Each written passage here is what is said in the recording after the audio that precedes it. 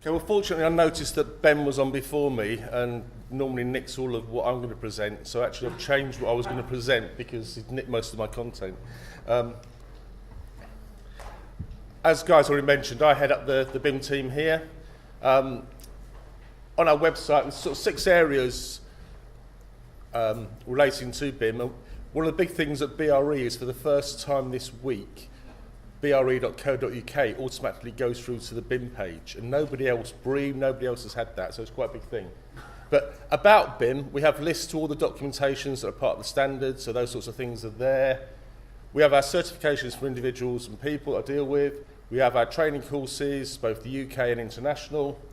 We have advisory services to industry clients, and we have a whole series of research projects.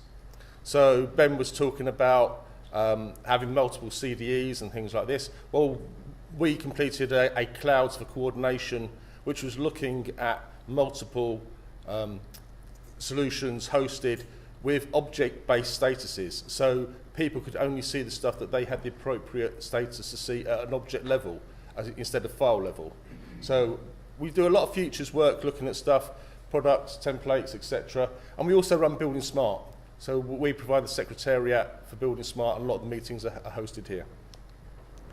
Okay, so I'm talking about sort of the pathway to level 2 and beyond, really. So Ben already talked about sort of 2A, 2B. We'll talk about big data, how things are going to be moving forwards.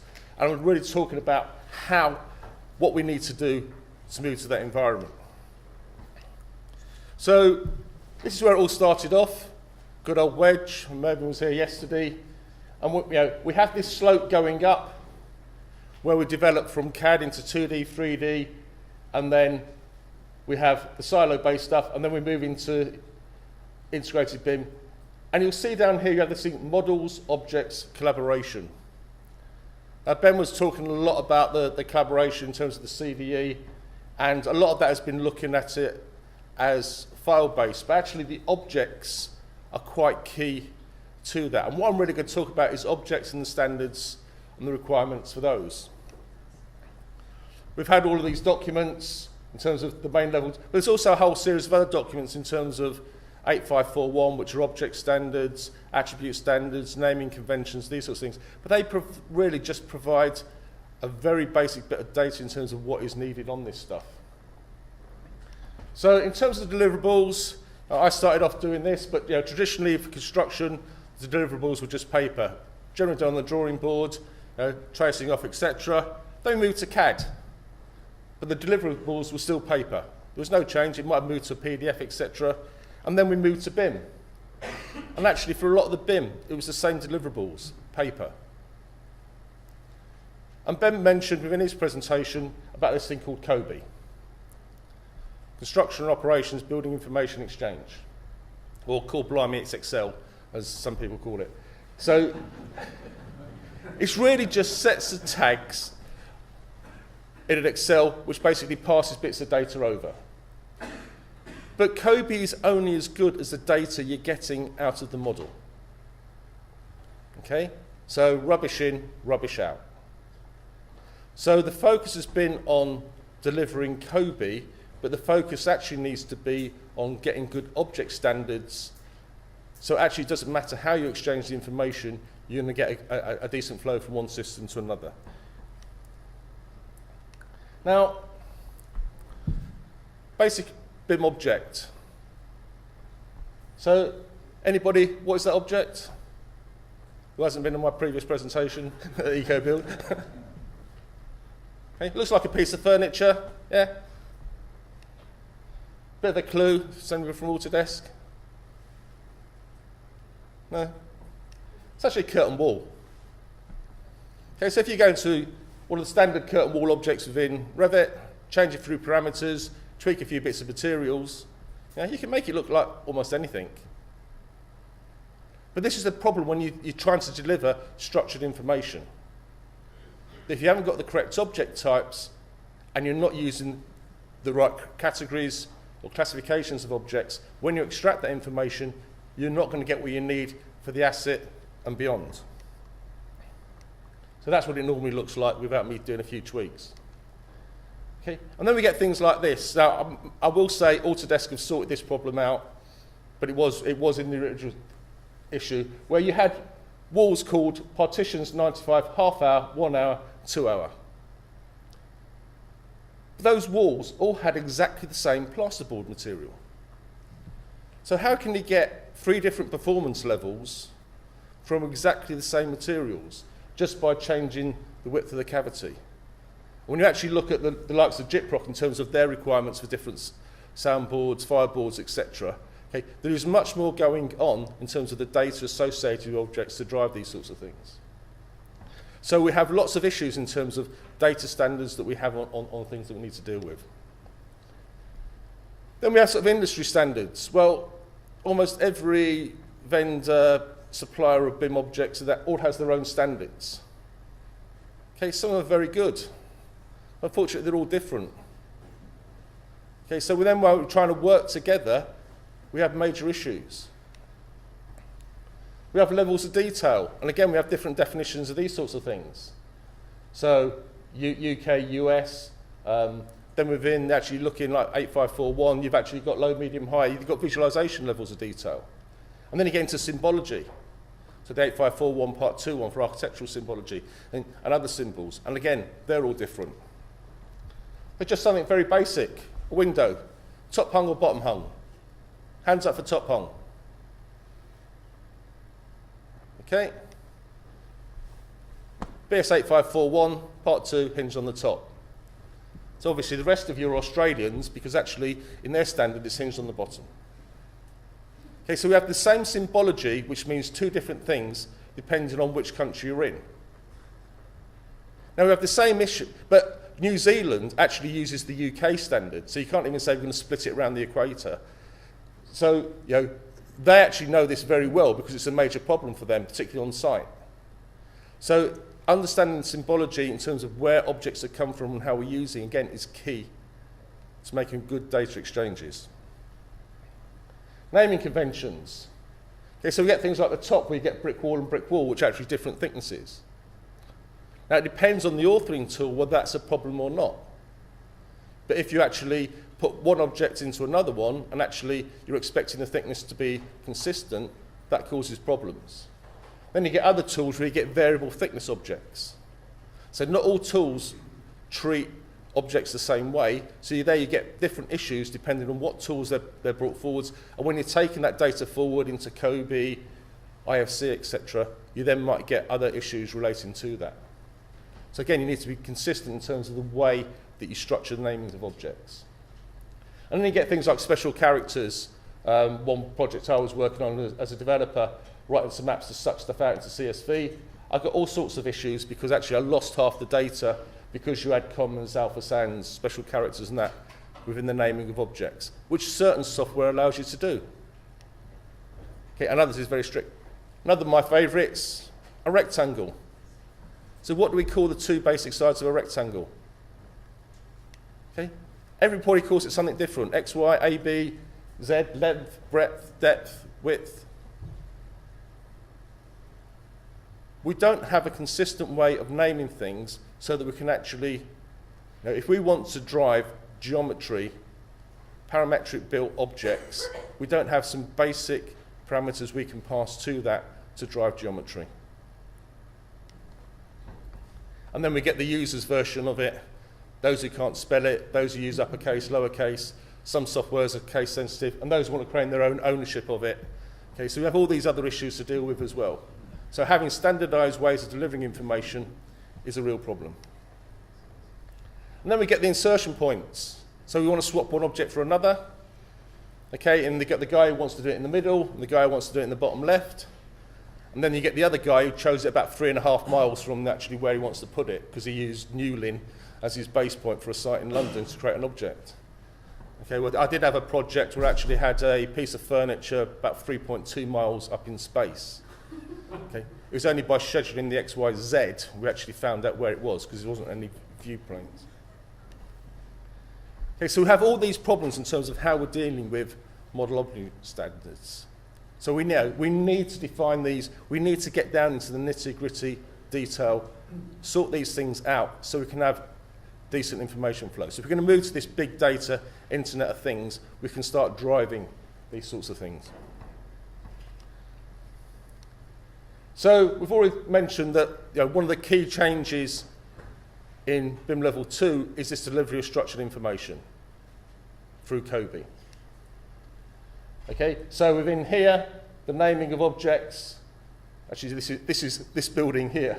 By naming them in a particular format, you get the data in a reasonable, coherent manner. Okay? A lot of systems actually, when you look at COBie at the objects, they're totally incomprehensible. One of the projects we ran, a research project, was looking at regulation checking of objects. So we were looking at BRE as a possibility in terms of getting some design objects, and in that case it was insulation. We were looking at a global warming potential. So basically we just need to get the insulation objects, we need to get the data relating to the attribute, and whether the value was greater or less than 5, and then we could award a BRE point. But the problem was we couldn't get the insulation objects because of what they were created in, and getting down into the subcomponents of particular things. Then when we got to those objects that we could get hold of, it was then getting the appropriate attributes to drive those things. And then it was then getting the manufacturer's data based on those to validate that the information was correct or not. So something that should be a very easy thing to automate suddenly becomes a major problem because we don't have consistent standards. So we have all these things in terms of graphical images, symbology, metadata, but we need to sort these things out in a consistent way. They've talked about asset information lifecycle. So these sorts of questions on a basic window. Okay? Something like BRE looks at the amount of daylighting on a window, but we actually don't have basic dimensions on it. Okay? When we start looking at other areas in terms of, do windows have a basic glazed area? So if you had to replace the glass, can you actually get hold of that? And I haven't found a window object actually created with that information available. Where is it located? Okay? Is it on the 30th story? Basic things like this that we're going to need to manage asset information. We need to be able to structure this stuff in a consistent way so we can get hold of it. Okay, then we get, as I said, all the different people creating their objects, different qualities, different standards. Some, if you use one system, you'll get consistent information out. So if you just go to one provider, but unfortunately, not all the manufacturers are working with one provider, and they don't have their own variable objects as well. So we need to basically mix and match, or you need to create your own. Okay, but what we need is a data standard. So even just basic things like a piece of information associated with them in software like Revit, they will all be coming from different shared parameters files.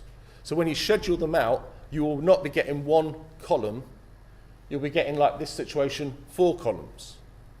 So when you export this to IFC or COBie, which one of those 4 descriptions are you going to get?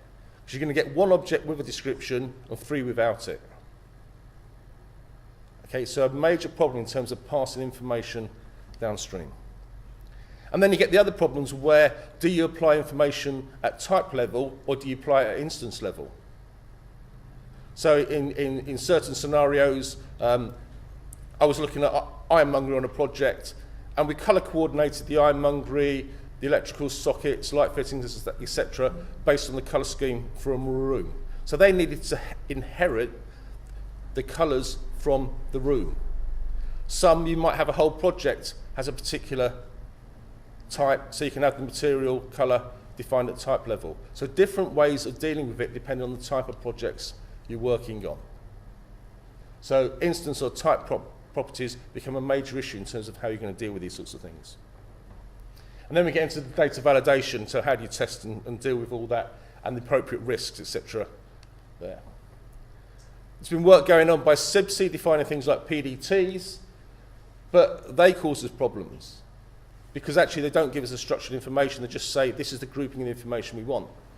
So the traditional BIM flow shows sort of everything put into a central model, and there's been this sort of conception that becomes one central file. And we have the same issue when we move to BIM objects.